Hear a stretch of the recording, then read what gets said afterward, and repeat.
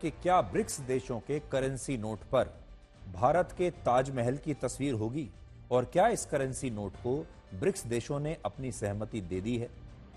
23 अक्टूबर को जब रशिया के कजान शहर में ब्रिक्स देशों का वार्षिक सम्मेलन हुआ, उस दौरान पूरी दुनिया में इन तस्वीरों की बहुत चर्चा हो रही थी। ये तस्वीर उस वक्त की है जब रशिया के एक अधिकारी ने राष्ट्रपति व्लादिमीर पुतिन को एक करेंसी नोट दिया और राष्ट्रपति पुतिन ने इस करेंसी नोट को अपने मंत्रियों को दिखाने के बाद इसे रशिया की सेंट्रल बैंक की प्रमुख को सौंप दिया था।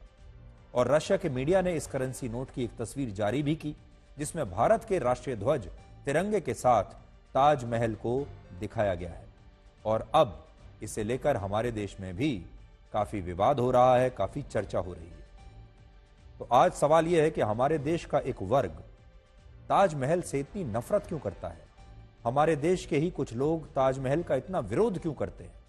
वो ताजमहल को भारत की तस्वीर के रूप में क्यों नहीं देखना चाहते।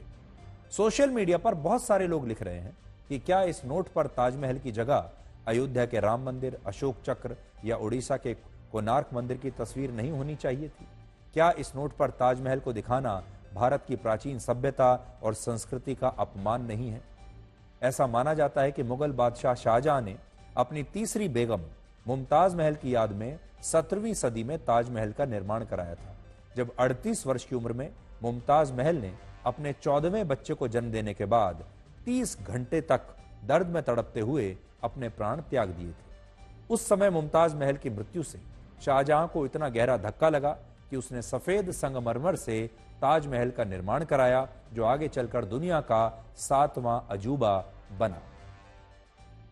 लेकिन आज ब्रिक्स देशों के करेंसी नोट पर ताजमहल की तस्वीर अंकित होने के बाद हमारे ही देश के कुछ लोग इसका विरोध कर रहे हैं और कह रहे हैं कि ताजमहल तो एक मकबरा है जो अंतर्राष्ट्रीय स्तर पर भारत की सांस्कृतिक पहचान का प्रतीक कभी नहीं बन सकता। तो सोचिए कैसे एक नोट की तस्वीर ने ताजमहल के खिलाफ लोगों की भावना को सबके सामने ला दिया। और इससे यह पता चलता है कि भारत के कुछ लोग ताजमहल को अपने देश की सांस्कृतिक पहचान से जोड़कर नहीं देखते।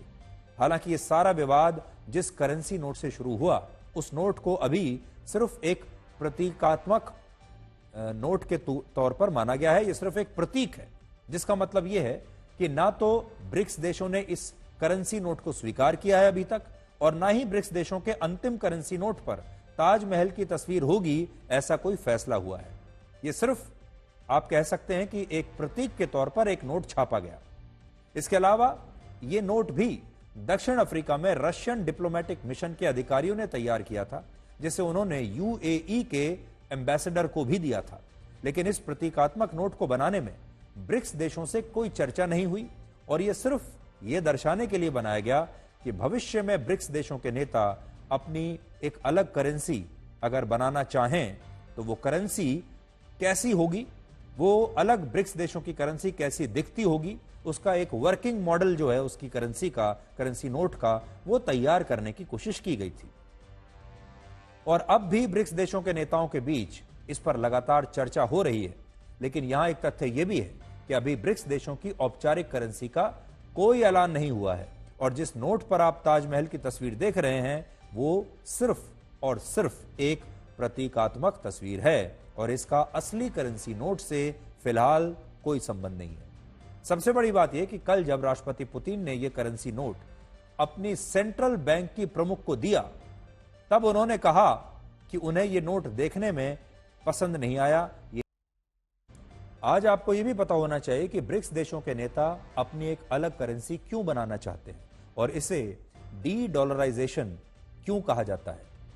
डी डॉलराइजेशन का मतलब होता है अमेरिका की करेंसी यूएस डॉलर को छोड़कर किसी दूसरी करेंसी में व्यापार करना।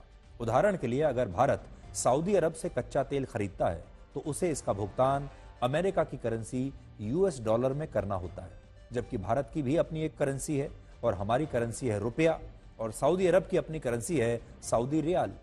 दोनों देशों के पास अपनी अपनी करेंसी है, लेकिन उसके बावजूद भी सारा व्यापार यूएस डॉलर में हो रहा है। ऐसा इसलिए होता है क्योंकि दुनिया के ज्यादातर देश अमेरिका की करेंसी में ही एक दूसरे के साथ व्यापार करते हैं और इसकी शुरुआत वर्ष 1944 में दूसरे विश्व युद्ध के समय हुई थी। उस समय अमेरिका की करेंसी सबसे स्थिर मानी गई और यही देखते हुए लगभग सभी देशों ने तय किया कि वो अब से यूएस डॉलर में एक दूसरे के साथ व्यापार करेंगे, इसके स्थायित्व की वजह से, इसकी ताकत की वजह से। और जब उन्हें जरूरत होगी तब अमेरिका इन डॉलर्स के बदले में उन्हें अपने गोल्ड रिजर्व से सोना दे देगा।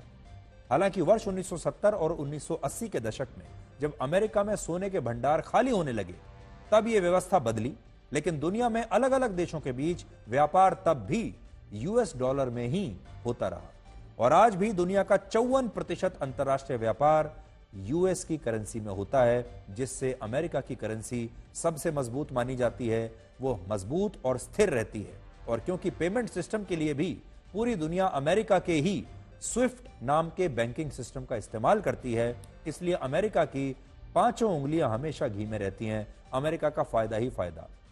दो देश आपस में व्यापार करते हैं, आपस में एक दूसरे को पैसा देते हैं, लेते हैं, लेकिन वो सब आदान प्रदान यूएस की यानी अमेरिका की करेंसी में होता है और अमेरिका भी अपने हित साधने के लिए इसका पूरा फायदा उठाता है और रशिया और चीन के खिलाफ कई बार उसने ऐसा किया भी है, जिसकी वजह से अब ब्रिक्स देशों में रशिया, भारत, चीन, दक्षिण अफ्रीका और ब्राजील अपनी खुद की एक अलग करेंसी बनाना चाहते हैं, जिससे डॉलर में व्यापार करने की निर्भरता कम हो जाए और ये देश अपनी एक अलग करेंसी में एक दूसरे के साथ व्यापार कर पाएंगे। और इसी को हम डी डॉलराइजेशन कहते हैं, जिसका अमेरिका हमेशा विरोध करता है और डोनाल्ड ट्रंप ने ऐलान किया है कि अगर वो राष्ट्रपति बन गए इस बार अमेरिका में चुनाव के बाद, तो डॉलर की जगह दूसरी करेंसी में व्यापार करने वाले देशों पर वो 100% का टैरिफ लगाएंगे और इससे आप अमेरिका की मनमानी को समझ सकते हैं। हालांकि ब्रिक्स देशों की अपनी करेंसी आने में अभी काफी समय लग सकता है और यह बात खुद राष्ट्रपति पुतिन ने भी मानी है। कॉमन ब्रिक्स करेंसी के लिए अभी समय नहीं आया है, लेकिन 10 राष्ट्रों का ब्लॉक आपसी व्यापार और निवेश में डिजिटल करेंसी के उपयोग की संभावनाएं तलाश रहा है। अब ब्रिक्स के देशों को राष्ट्रीय मुद्राओं का इस्तेमाल करने और नए वित्तीय उपकरण बनाने पर ध्यान देना चाहिए।